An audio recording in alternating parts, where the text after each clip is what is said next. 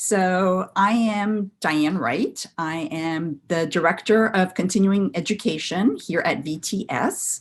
And as I said earlier, we're delighted that you are joining us this morning and that you have carved out some time for some self-care during this pandemic Advent season.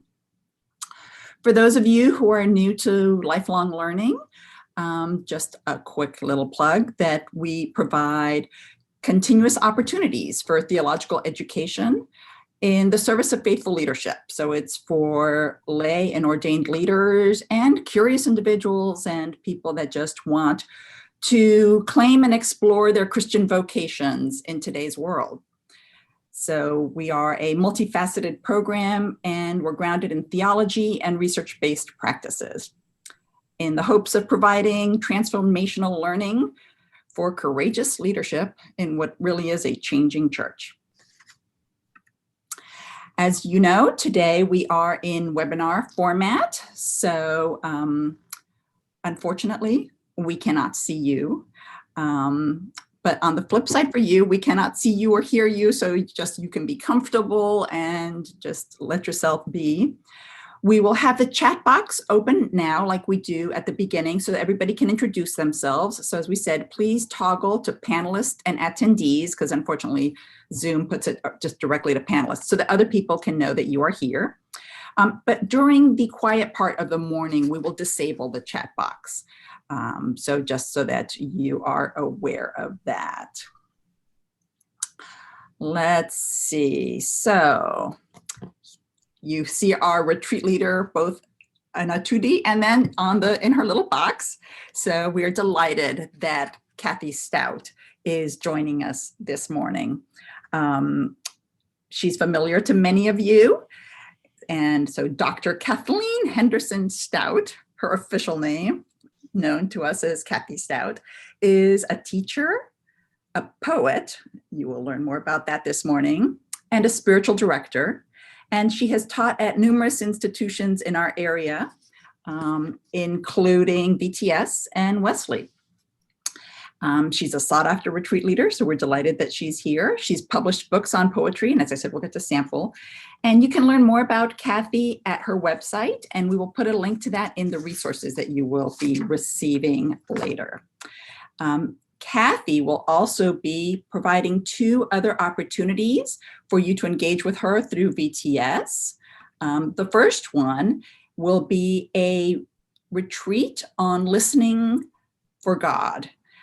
So this is a discernment workshop. It's a Saturday, about 5 hours. I'm not sure if we decided on 5 or 6,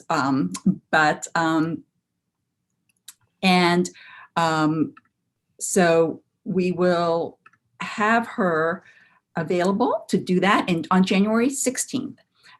So I encourage that for anybody on any part of their journey. It's really a wonderful time to take time for yourself.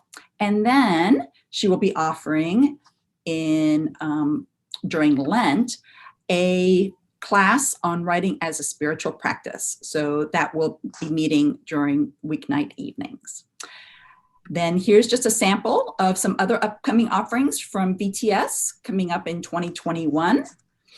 And these events, you all registered for this on Eventbrite. These events are all on that same Eventbrite. So you will get in the materials that you get after the workshop, some links for that. So here is a general outline of our morning. Kathy will go into it perhaps a little bit more, but I just wanted you just to have a visual of it. I will put this information in the chat box, and also through the chat box, we will make sure that you know when you have your quiet time and when we will be coming back, etc. So I think with no further ado, we are going to pass it to Kathy to say hello. Good morning. I should just say, Diane, somebody in the chat asked if they have to leave the meeting in the middle, will they be able to get back in? Yeah, I assume so, yes. Okay. Good morning and welcome. I do hope that you all are ready for a day of quiet and retreat, and I've structured this day around 3 poems, 2 of them my own, one by Richard Wilbur, with quiet time afterwards. If you have not done so already, I hope you'll think about someplace where you can be during the 15 to 30 minutes of quiet that we'll provide at various moments today, so that you can sit with whatever you've been hearing in the meditation. And I hope that this will be a fruitful time for all of you. So to settle us, we'll begin with some music and some images.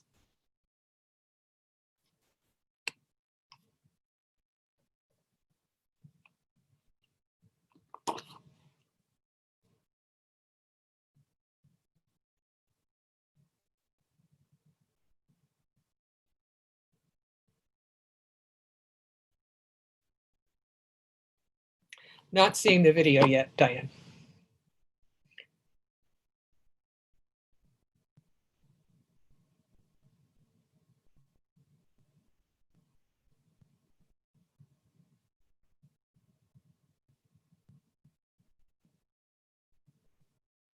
There it is. If you start it and then go to full screen, there we go.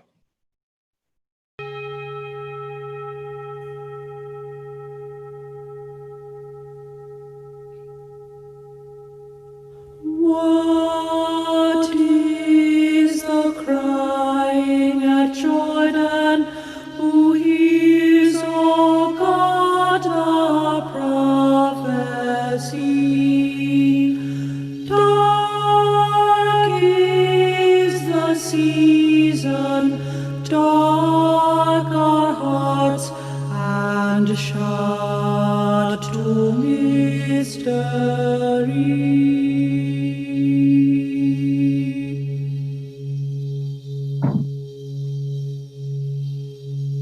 Who then shall stir in this darkness, prepare for joy in the winter night?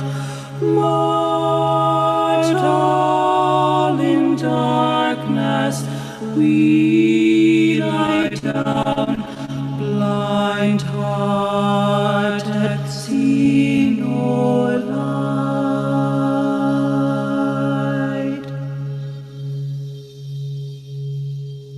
Lord, give us grace to engage us, to see the branch that begins to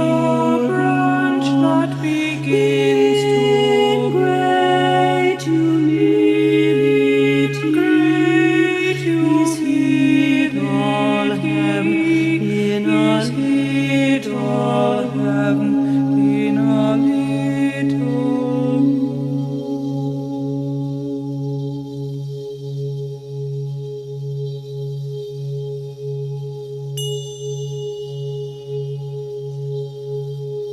Now comes the day of fulfillment. In joy and terror the word is born. God gives himself into our lives. Oh, let fulfillment dawn.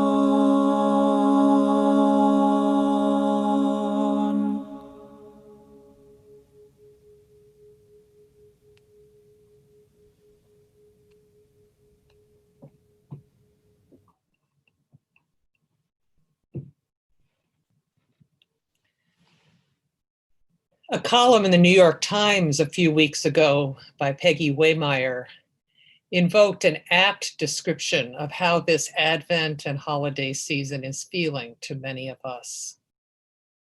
She recalls the curse of Narnia, where it is always winter and never Christmas. Those of us feeling the separation from loved ones and perhaps even the loss of many this year can identify. And it helps for us celebrating this start of the Christian year to recall that the curse of Narnia is indeed lifted in the story by the coming of Aslan, the lion and Christ figure in the story, and that this is a costly process. For many of us, the merrymaking we associate with the holiday season may seem elusive or even intrusive in the place where we find ourselves now. Barbara Brown Taylor, in her wonderful book, Learning to Walk in the Dark, invites us to step aside from what she calls full solar Christianity, where the joy and light and contentment are hailed as the only reliable signs of God's presence, and darkness is associated with evil, fear, and death as things to be avoided at all costs. She says, step aside from that view of light and darkness.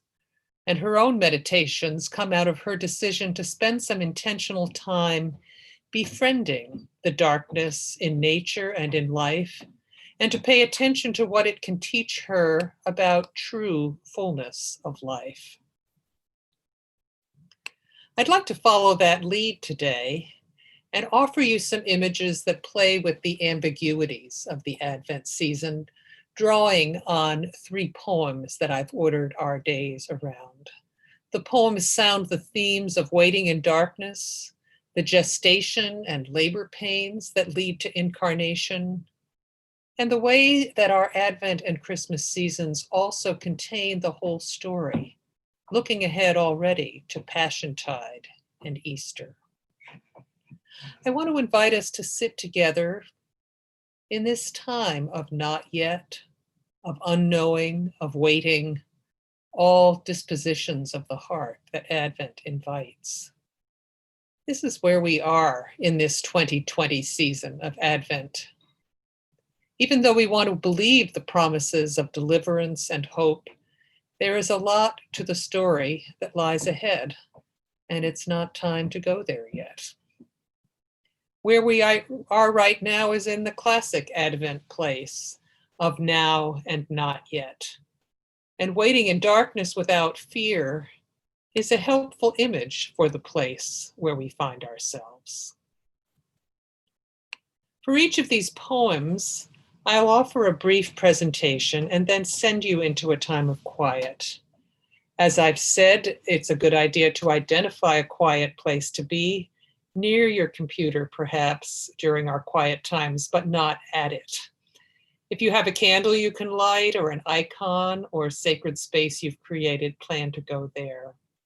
There will be music and text slides posted sometimes, and you can leave those on or turn them off depending on what works for you. The point is to be available during the time we are setting aside for whatever the Holy Spirit may be inviting for you. The title of this morning's retreat and of the poem I will start with is While It Is Still Dark. This year, more than any previous Advents for me, that phrase has been evocative. The place and time we are invited to choose in Advent is this place where it is still dark. A place not so much of fear or evil as of not knowing. It is a place of anticipation and of doubt. We know that Christ is coming and has come, but we are not sure what that looks like this year or any time in our lives. We are invited to cultivate an attitude of loving waiting. As a poet, I listen for resonances, and the phrase, while it is still dark, is also the beginning of the Easter story in the 4th Gospel, in John chapter 20, which begins with these words. Early on the first day of the week, while it was still dark, Mary Magdalene came to the tomb and saw that the stone had been removed from the tomb. While it is still dark, Mary goes to the tomb. She is in grieving mode. In the other Gospels, she's bringing ointment to anoint Jesus' body. Reading the story in John, we know that Easter is coming in the very next verse. But if we pause here, Mary doesn't know that yet. And that's where we are in Advent. We know that something is coming. The coming of Christ, a change toward hope and the restoration of God's reign, whatever that may look like. But we also don't know. The days are short. It gets dark early. A vaccine is coming, but at this time of pandemic, we don't know how that's going to affect us. In this time of pandemic and quarantine, many of us don't know what, if anything, our usual holiday celebrations will look like and how that will feel. And more of us are hearing of friends afflicted with COVID. And there is sickness and death and poverty and ugliness and division all around. It is still dark. What can we learn in the waiting? We don't want to believe. We don't believe that it will be always winter and never Christmas. But we do know we're in for a long wait this year. And so more than ever, we are in need of the gifts that the Advent season brings. The poem I will read, While It Is Still Dark, is my own effort to befriend a time of waiting. I actually started writing it during Lent this year, at a time when we thought we might be out of our homes and back in church by Easter. That time seems a long time ago, doesn't it?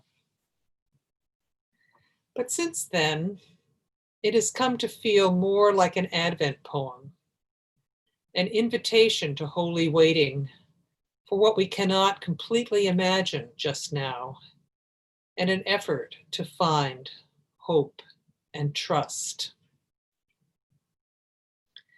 You will have the text in a moment, but I want to just walk through the poem as a kind of meditation. And then we'll give you some instructions about how to sit with it in the quiet time. First of all, this is a place of unknowing.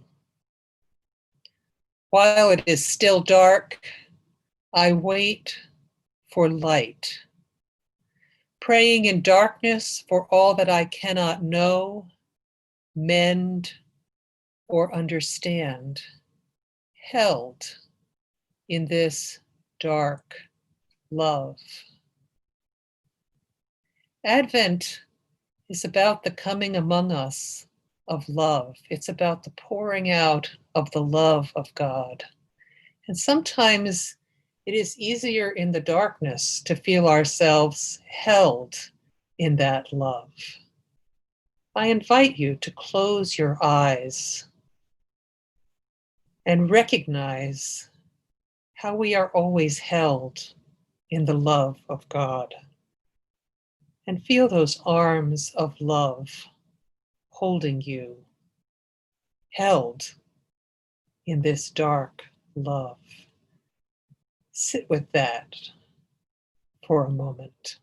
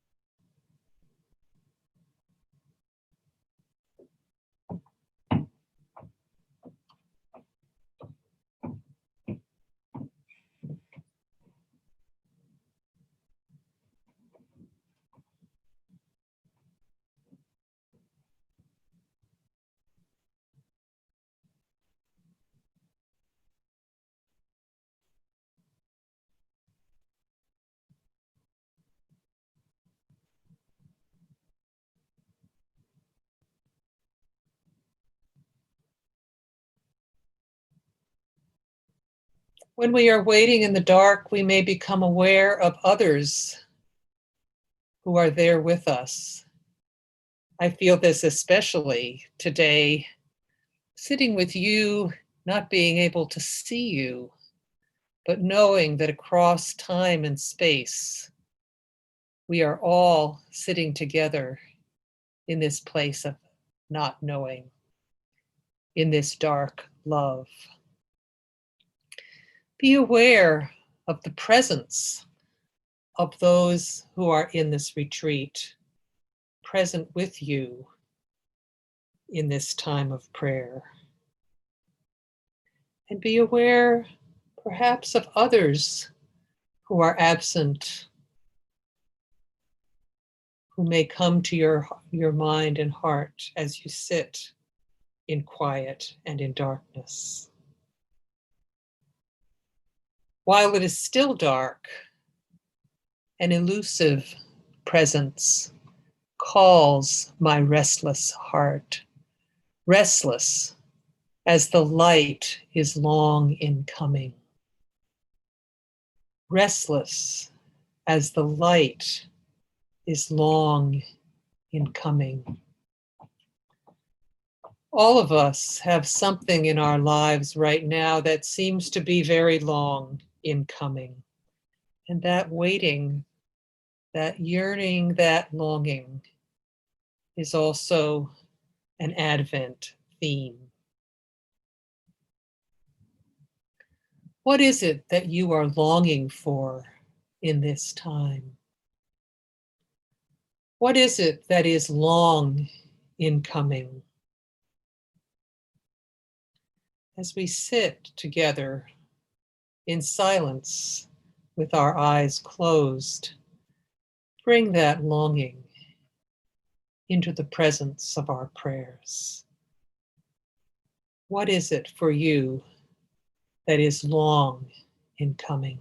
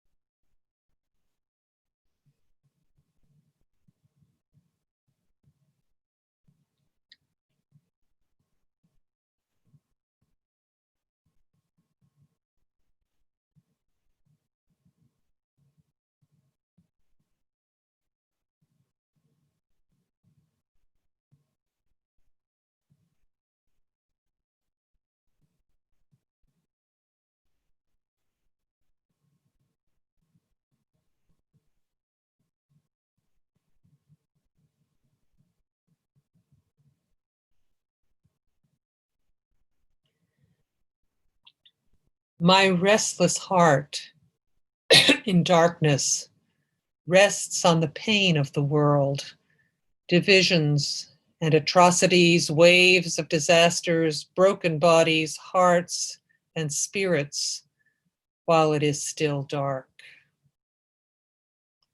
Often when we come into prayer in these times, we're aware of restlessness. And if we are paying attention, we are aware of the pain of the world, and sometimes that restlessness is calling us to rest in compassion on some aspect of the pain of the world that is particularly ours to pray for. And so, in this part of the poem, I was aware of my restless heart and where that heart comes to rest, praying into the darkness. My restless heart in darkness rests on the pain of the world, divisions and atrocities, waves of disasters, broken bodies, hearts and spirits, while it is still dark.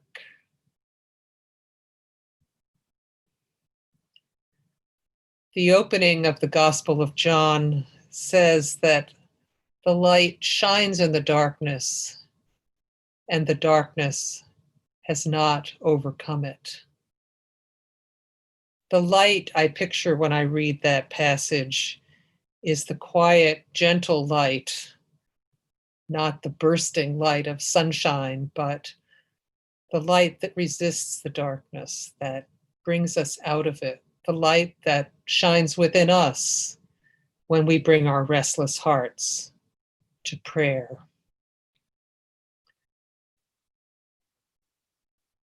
Where is your restlessness as we sit together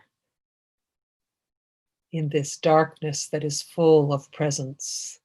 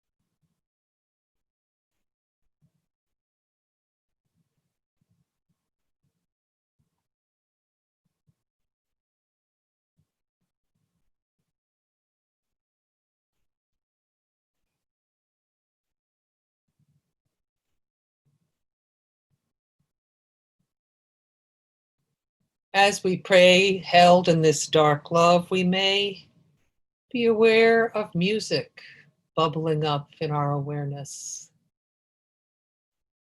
And I found in this time of waiting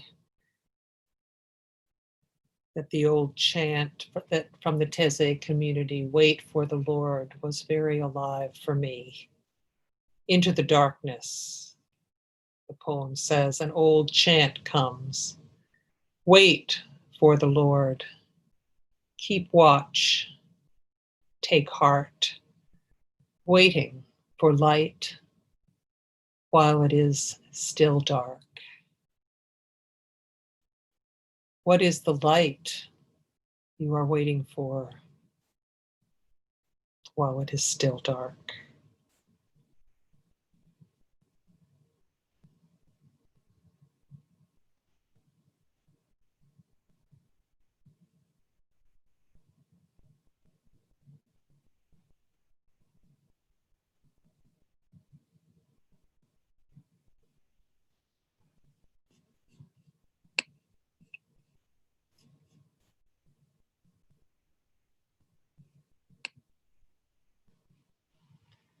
We'll put up the text of the poem now, and I'll read it through. I'm going to read it twice so you can keep your eyes closed and listen the first time and then look at the text, or you can just follow along with the text. While it is still dark, I wait for light, praying in darkness for all I cannot know, mend, or understand, held in this dark love. While it is still dark, an elusive presence calls my restless heart, restless as the light is long in coming. My restless heart in darkness rests on the pain of the world, divisions and atrocities, waves of disasters, broken bodies, hearts, and spirits, while it is still dark. Into the darkness, an old chant comes. Wait for the Lord. Keep watch. Take heart. Waiting for light while it is still dark. While it is still dark, I wait for light, praying in darkness for all I cannot know, mend, or understand, held in this dark love. While it is still dark, an elusive presence calls my restless heart, restless as the light is long in coming. My restless heart in darkness rests on the pain of the world, divisions and atrocities, waves of disasters, broken bodies, hearts and spirits, while it is still dark.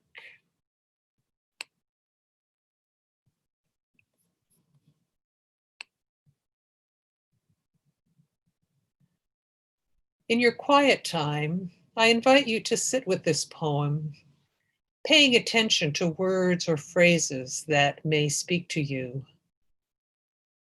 Or you may find you want to just sit for a few minutes with the Teze chant that I will play after reading the poem and letting that invitation sink in. The music that you'll hear in a moment will be your signal that the quiet time has begun,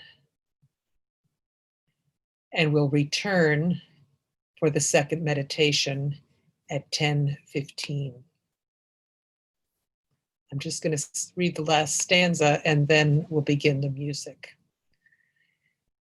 Into the darkness, an old chant comes. Wait for the Lord, keep watch, take heart, waiting for light, while it is still dark.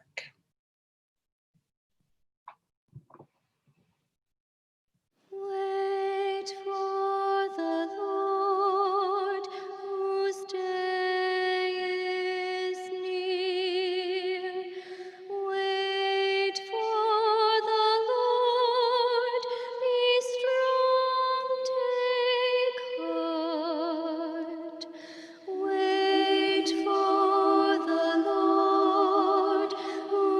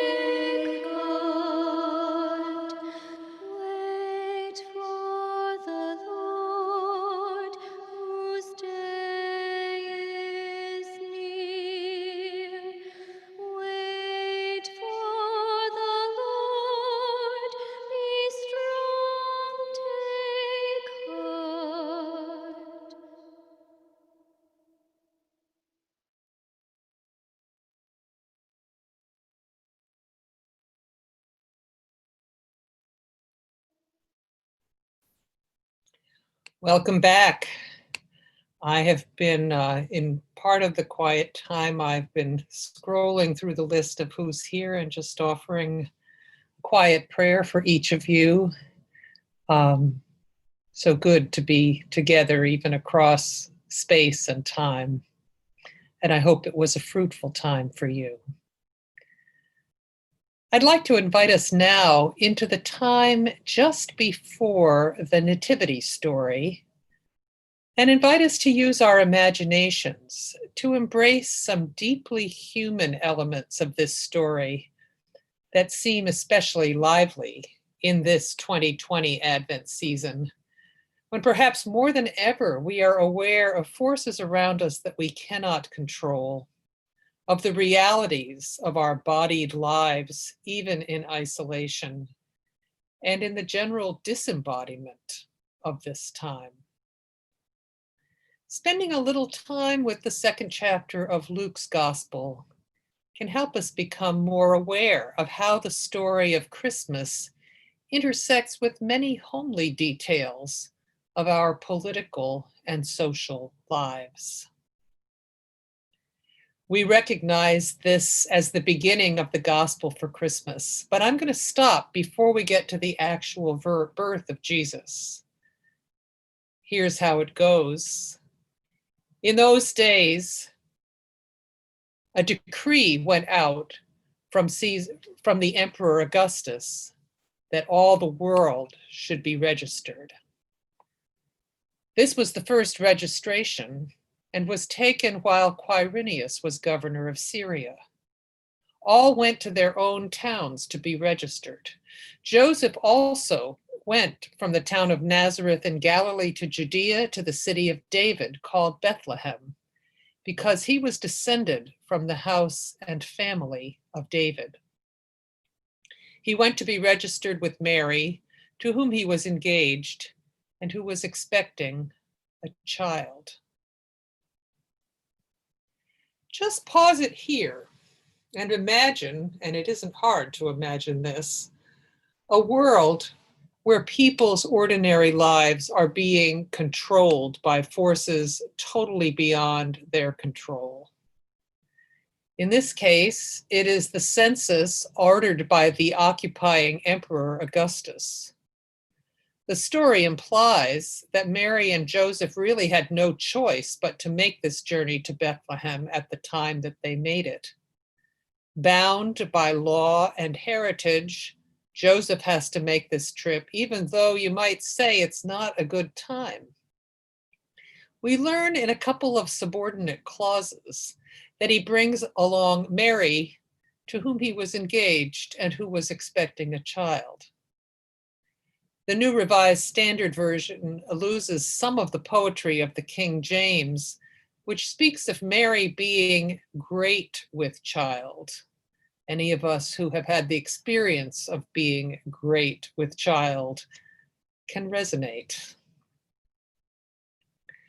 I'm going to read this part of the story 2 more times and invite you to enter it imaginatively.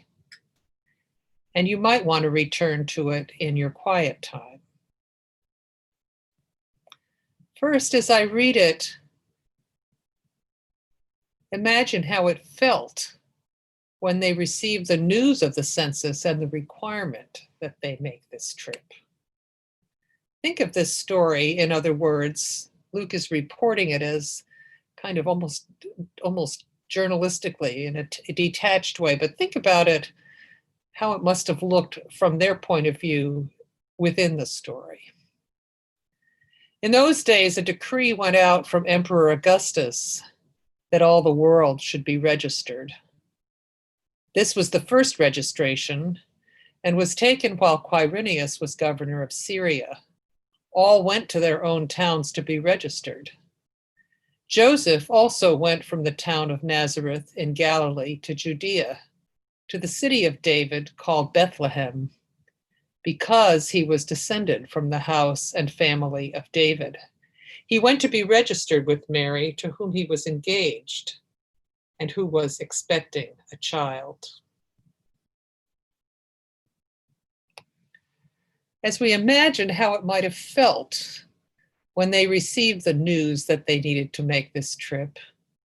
I invite you to think of something that has happened this year in your life from the public sphere that you haven't been able to control, but that has affected your life. Pandemic restrictions, political events, protests, economic distress, whatever comes to you. Sit with that thing that has happened this year that you cannot control and pay attention to your feelings. Invite God, the Holy Spirit, to be with you in that feeling as you reflect on something that has come at you from the social and political, economic sphere that has been beyond your control.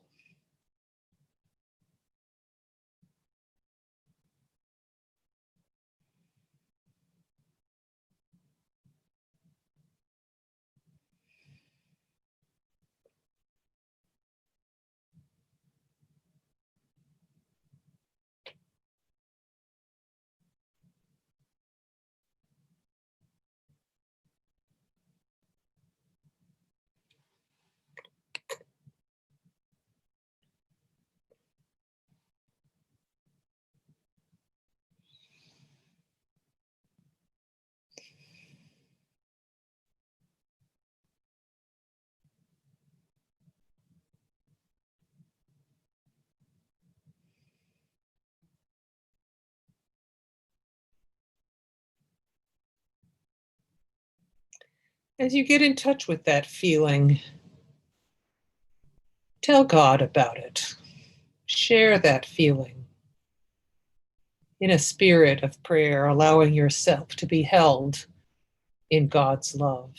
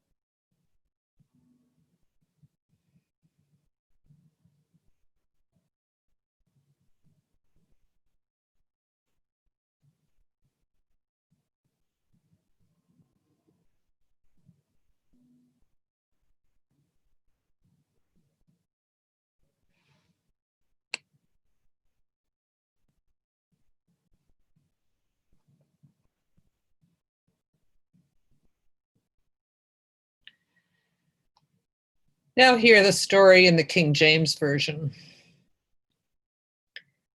And it came to pass in those days that there went out a decree from Caesar Augustus that all the world should be taxed.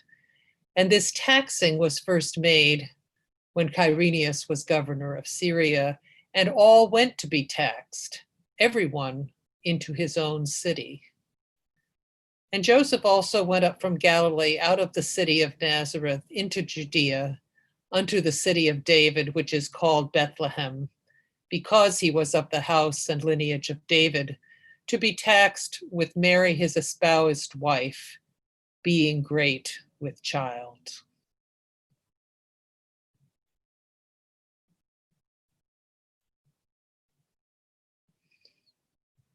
You can kind of tell that this gospel story and the translation were written by men when you see how much is contained in that four-word subordinate phrase, being great with child. Anyone who has given birth or accompanied someone who is giving birth will be brought up short by that little clause, being great with child. She was far enough along so that that child would be born on the journey. What would that have felt like from her point of view?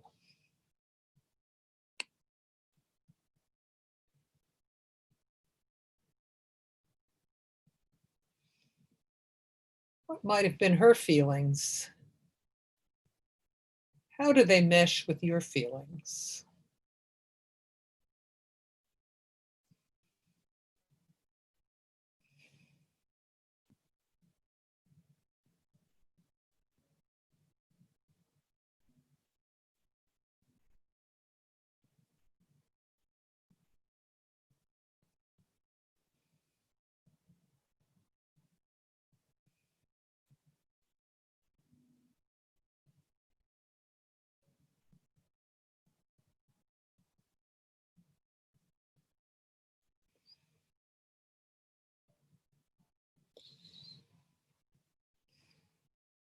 I want to share with you one of my poems about Mary that came out of this imaginative way of entering scripture and showed me something fresh about the paradox of this Advent season. The close association it asks us to make between the joyous birth in the manger and the suffering to come, already begun as Mary prepares for this birth. In the poem, I have her doing something that is pretty common among women late in pregnancy. She's having a conversation with the child that she's carrying.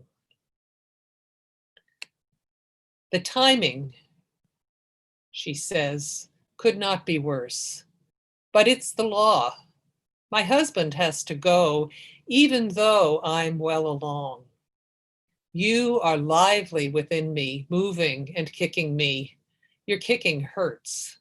It wakes me in the night, reminds me as I walk more and more laboriously, you are coming soon. I suppose we are safe enough. After all, it was an angel who came. Looking back, I have never doubted that. My husband has been tender despite my disgrace. He is sure, too, about the angel. So I suppose we have no cause to worry. It's only my aching back, the sharp pains from your tiny feet, the smell and press of crowds and all the delays. The only thing that matters now is bearing you safely into this messy world. And now even that I cannot control. I did what I could do, but it's all left behind. At home, we had a place prepared for you. I longed to see you soon. Then I hoped you would come later after our return.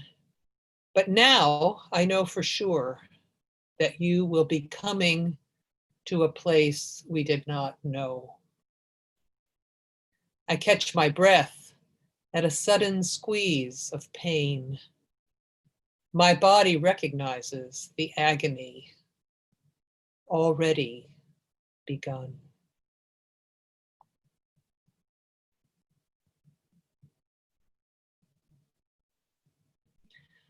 When I wrote my poem, I was thinking about what it would have been like realistically for Mary, 9 months pregnant, making this trip to Bethlehem. And I realized that in her very body, she experienced the whole story. The loss of human control over what God is doing, the agony involved. And so as her labor pains begin, she says, my body recognizes the agony already begun. Let's put up the text of the poem. The timing could not be worse, but it's the law. My husband has to go, even though I'm well along. You are lively within me, moving and kicking me. Your kicking hurts. It wakes me in the night, reminds me as I walk more and more laboriously. You are coming soon. It is an Advent that she is living in her body.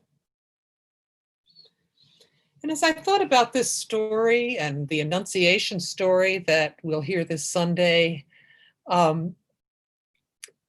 there's that realization that it was a courageous thing for Mary to say yes to this pregnancy when it could put her in a very socially risky place, that being a pregnant woman without a man in her life would have been a disgrace. And so as I imagined her feelings, I also imagined how she and Joseph were processing the challenges and fears of their situation. And I imagined in Mary a kind of rueful, accepting faith in this place of not knowing. And so she says, I suppose we are safe enough. After all, it was an angel who came. Looking back, I have never doubted that. My husband has been tender, despite my disgrace. He is sure, too, about the angel. So I suppose we have no cause to worry. It's only my aching back, the sharp pains from your tiny feet, the smell and press of crowds and all the delays. Just entering this story on a human level, we can only imagine what was asked of them as a matter of embodied life. The only thing that matters now, she says, is bearing you safely into this messy world. And in these words of Mary, I found myself also hearing the urgency of a loving God, the kind of pushing out of love into the world that happens in the incarnation. The only thing that matters now is bearing you safely into this messy world. And now, even that I cannot control. That experience of bringing forth a child becomes a matter of consenting to life that wants to happen that I cannot control. And the last stanza is on the next slide. I did what I could do, but it's all left behind. At home, we had a place prepared for you. I longed to see you soon. Then I hoped you would come later after our return, but now I know for sure that you will be coming to a place we did not know. I found myself writing that line, a place we did not know, and realizing later that it was an echo of a chant that was a quote from the call to Abraham, being called out to a place that he did not know.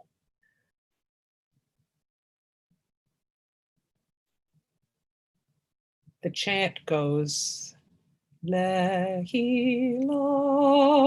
to a land where I will show you. Lehilach, to a place you did not know.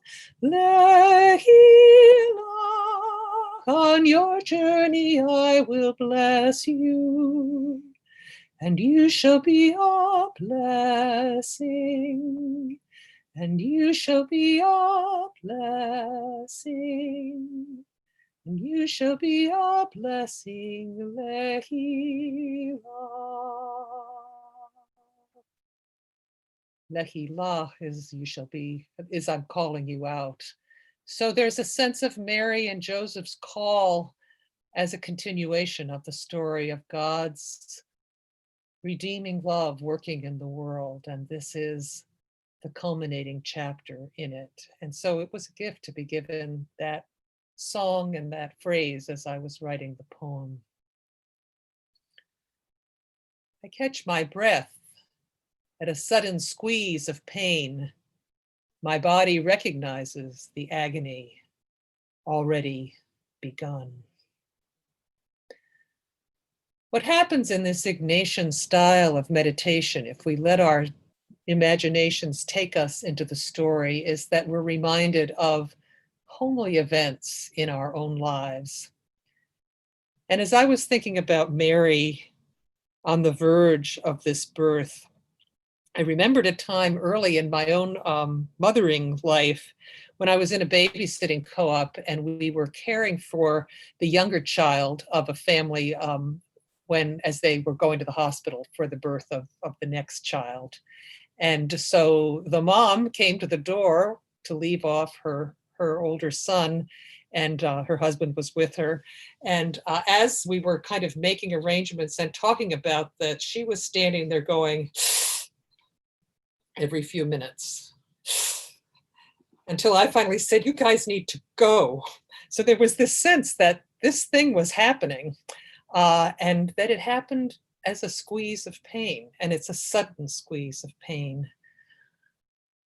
And there is an invitation in Advent to think about the labor pains that this human being experienced in her body and the labor pains of new creation.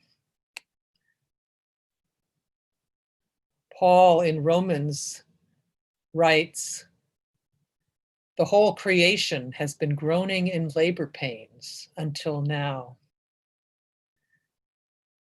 My body recognizes the agony already begun." What she is bringing into the world is a new birth for all of creation, and it involves agony.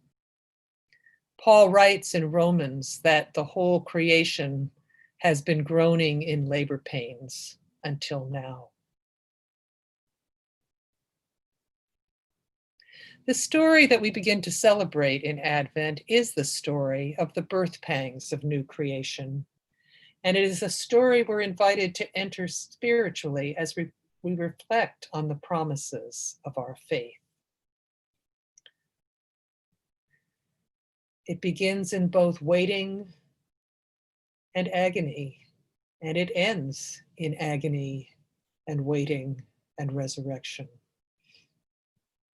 I invite you to take this poem and the story from Luke into your time of quiet now, and we'll return at 11:15. You'll hear some music just before it's time to return. Pay attention to what you're hearing as we dwell with this story of Mary preparing to give birth. What does it tell you about how God works in our lives? What prayer might this invite? Take this into your silence and rest with it. And we'll see you at 11:15.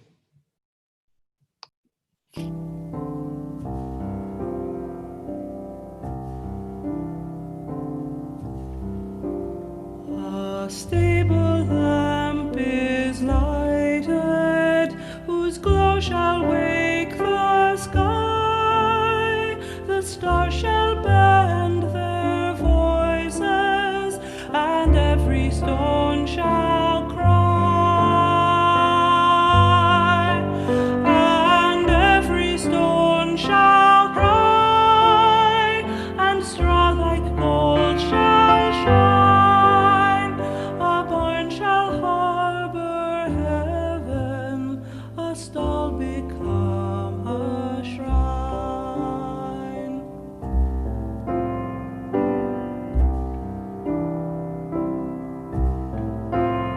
This child through David's city shall ride in triumph by.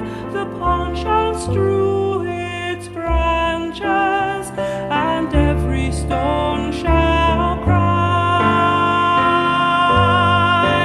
And every stone shall cry, oh heavy, dull, and dumb, and lie within the roadway to pave his kingdom come.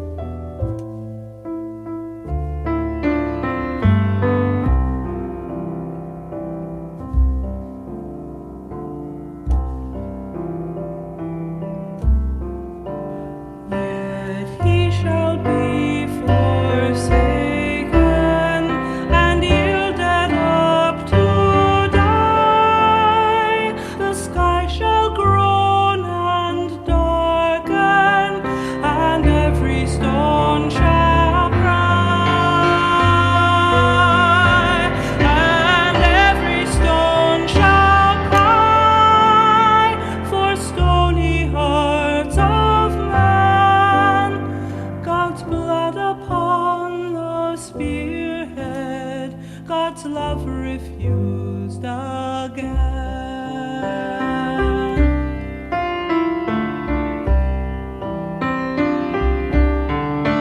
But now as at the ending, the law is lifted high. The stars shall bend their voices, and every stone shall cry. And every stone shall cry in praises of the child, by whose descent among us the worlds are reconciled.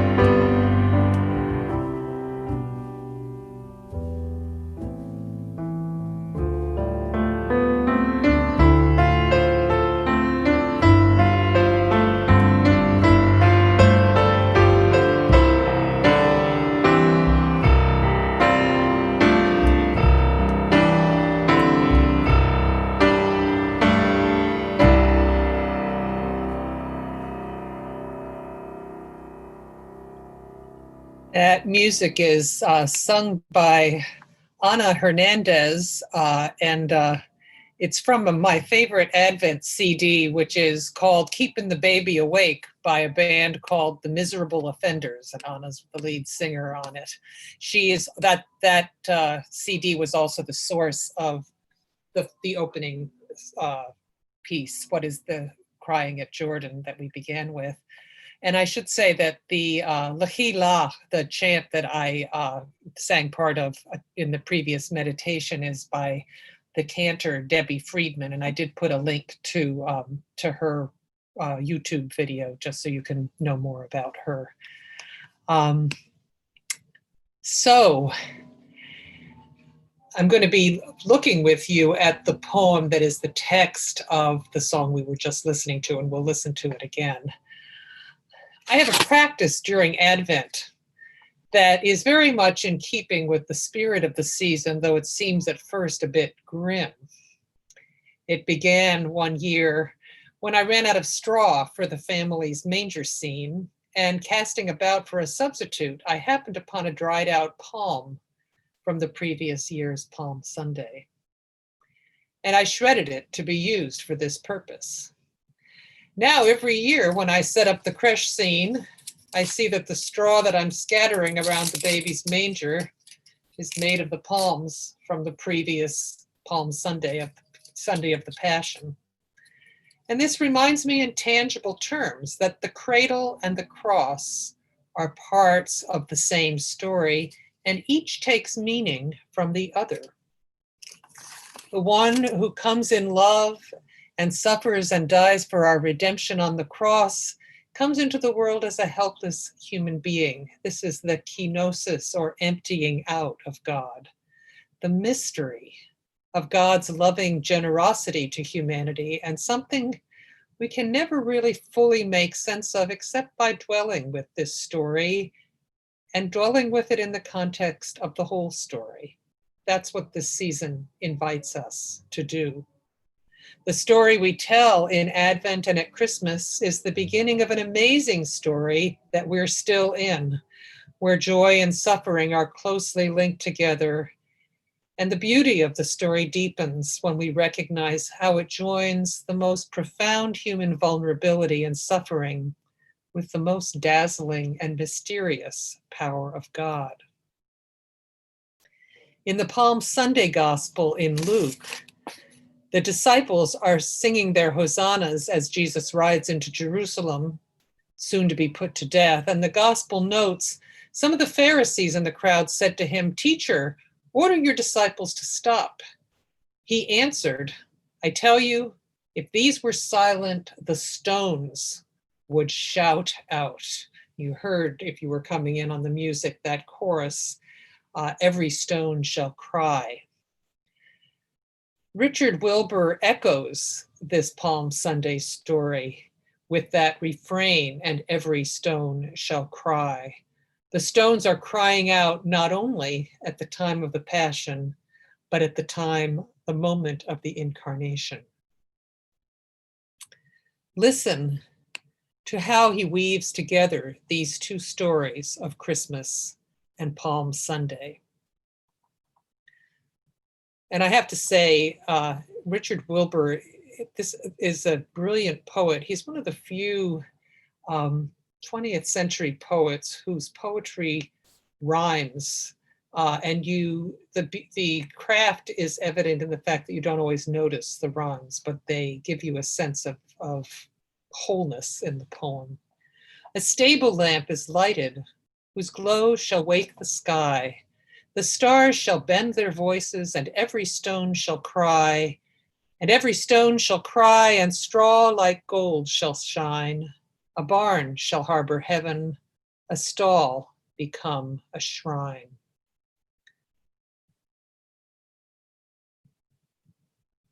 This child through David's city shall ride in triumph by. The palm shall strew its branches, and every stone shall cry. And every stone shall cry, though heavy, dull, and dumb, and lie within the roadway to pave his kingdom come. Yet he shall be forsaken and yielded up to die. The sky shall groan and darken, and every stone shall cry. And every stone shall cry for stony hearts of men. God's blood upon the spearhead, God's love refused again. But now, as at the ending, the low is lifted high. The stars shall bend their voices, and every stone shall cry. And every stone shall cry in praises of the child, by whose descent among us the worlds are reconciled. The theme running through this poem is about how the ordinary becomes holy. The low is lifted high. In the stable story, we have all of creation rejoicing. And I invite you to remember that the psalm appointed for Christmas Day in many liturgical traditions is Psalm 96. Let the heavens rejoice and let the earth be glad. Let the sea thunder and all that is in it. Let the field be joyful and all that is therein. And later on, then shall all the trees of the wood shout for joy before the Lord when he comes to judge the world. We have this in the poem. The stars shall bend their voices and every stone shall cry. This is creation responding to the arrival of the Creator, just as in the Palm Sunday story, creation, and in the Passion, creation groans and cries out at the crucifixion. The balancing of the lowly and the magnificent. A stable lamp is lighted, the ordinary item, whose glow shall wake the sky.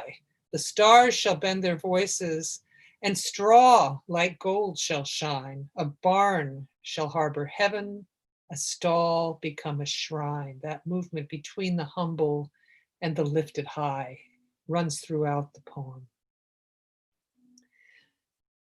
Then we have, again, these kinds of echoes that poets do. This child through David's city shall ride in triumph by. In this part of the poem, David's city is Jerusalem, but there's also, I'm sure, the echo in Wilbur's mind between David's city, Jerusalem, and the Passion story, and the Christmas Carol, once in royal David's city. This child through David's city shall ride in triumph by. And again, it's not the people throwing palms on the street. The palm itself shall strew its branches, and every stone shall cry. And the stones, as if animate, will pave the way for the coming. Though heavy, dull, and dumb, the stones shall lie within the roadway to pave his kingdom come.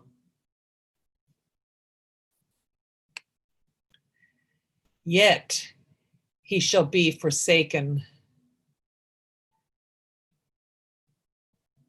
And the crying tones shift here to a sense of weeping rather than welcoming. He shall be forsaken, yielded up to die. The sky shall groan and darken, and every stone shall cry for stony hearts of men. And these images of the passion. God's blood upon the spearhead, God's love refused again. Those 5 words, God's love refused again, contain a whole theology that we're invited to embrace in the Christmas season and the Advent season and in Passion time, that what we're experiencing is the pouring out of God's love, and we're invited to receive it. That's what our worship is about in Advent and Christmas. But often the stony hearts of people are closed against that gift. And so he speaks of the passion as a refusal of God's gift. Every stone shall cry for stony hearts of men, God's blood upon the spearhead, God's love refused again.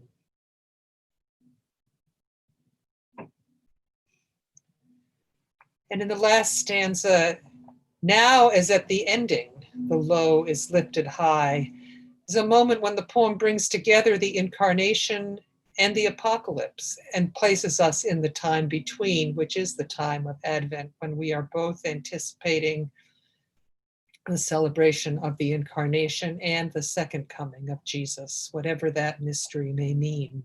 It places us in the time between, looking back at Christmas and ahead to the Judgment Day. And this is, of course, the time that we're living in now. And Advent invites us to be very aware of this time between, when every stone shall cry in praises of the child, by whose descent among us the worlds are reconciled.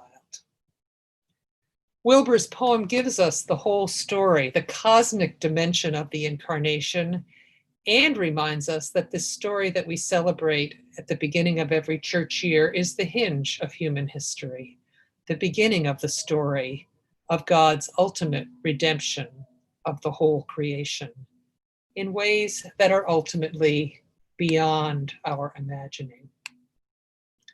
So in the few moments we have left, I'll invite you, we'll put up the slide with the text of this poem on it, if you would, Diane, and just listen to the setting of this, which I think just captures so much with its repetition of that refrain, the themes that this brings together. And I invite you to just, after the music is over, to just sit for about 5 minutes with whatever you have learned from this time of quiet, this day of quiet. And if you feel so inclined, you can put something in the chat that you might like to share with the rest of us. And we'll just do a little bit of gathering of whatever anybody is inclined to share before we close for the day. So let's give it about 10 minutes.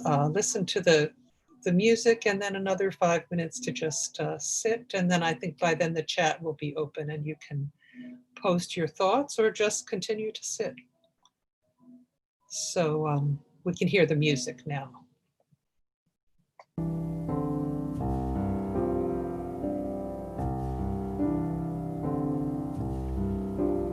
A stable lamp is lighted, whose glow shall wake the sky. The stars shall bend their voices, and every stone shall cry.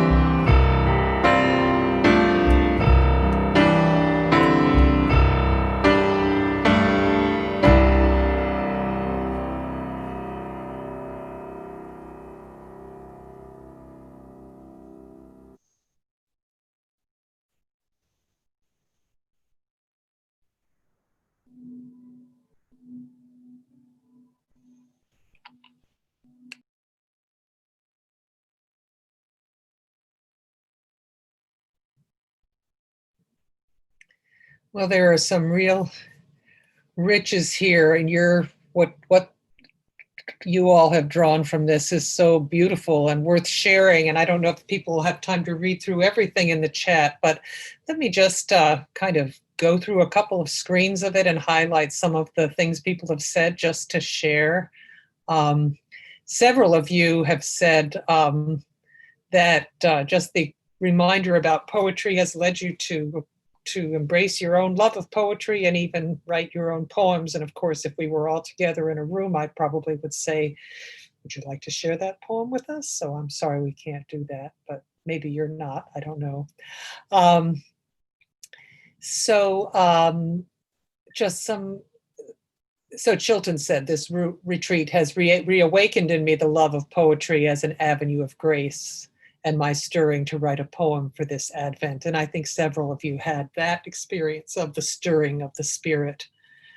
Sarah McDonald said, all roads lead from Bethlehem to Jerusalem, and the journey we must take in life isn't always a smooth path. We walk on the stony pathways that continually cry out for us.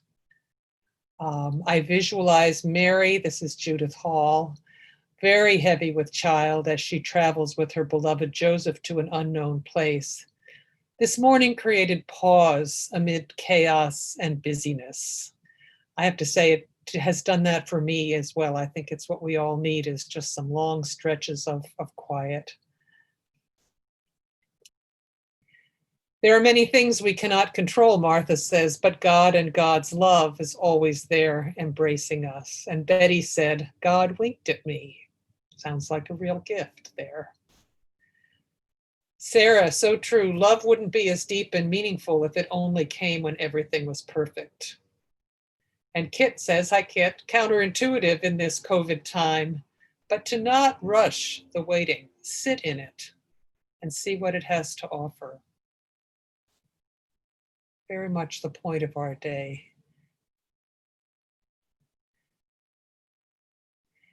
Jay says, light shines in darkness and darkness has not overcome it, reflecting on the quiet, gentle light that resists the darkness and the light that shines within us.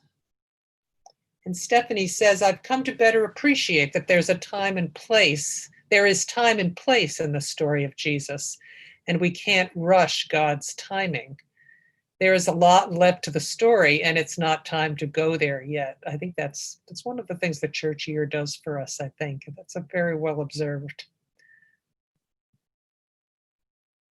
And some of you had very personal places that this all took you, and I think that's that's really rich, and I appreciate you sharing that. Elizabeth says, thank you for a gift that will inspire and sustain me until Christmas and will resonate at Easter as well. The poetry and music are beautiful and convey the message of the season in rich and reverberating ways. I like the palm as straw, so much that is beautiful here. This time inspires me to allow something good to birth in me. That birth image is so rich, isn't it? You will be coming to a place we did not know, much to reflect upon in this powerful phrase. And Sarah, hi Sarah, says, a barn shall harbor heaven, a stall become a shrine. We are to look with the eyes of hope for the holy and sacred in unexpected places.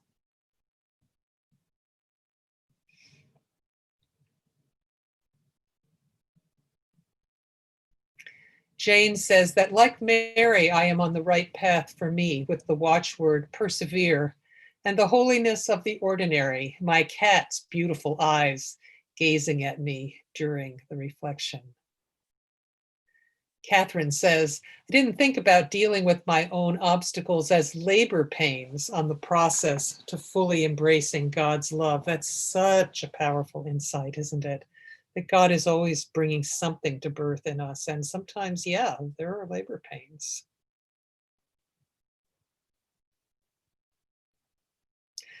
The low is lifted high and every stone shall cry. How can I do less than to open my mouth and let praise pour out? Thank you for this time of reflection and helping to redirect my thoughts during this very extended Advent time of waiting. Yes, someone said Advent started in March. I think there's some wisdom in that. Sarah says, this hymn and poem is perfect today since there will be another vigil for Bernard Bourgeois who will be executed today. Thank you so much. Yes, the stones will cry out.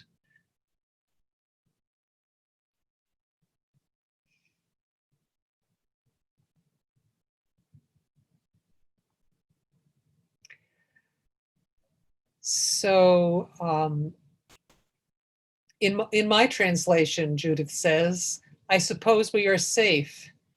She or he is sure too about this angel. It comes out like this. Others that share my faith and conviction walk this journey beside me.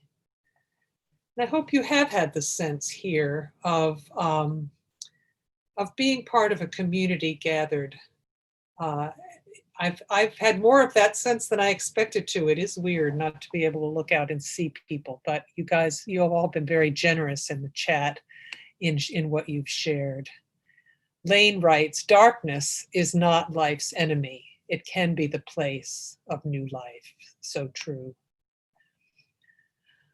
I think, Diane, a little ahead of time, but I can turn this over to you for a few more words about what a few people have asked about. How can I find more of this, and what are we going to get afterwards? And so over to you.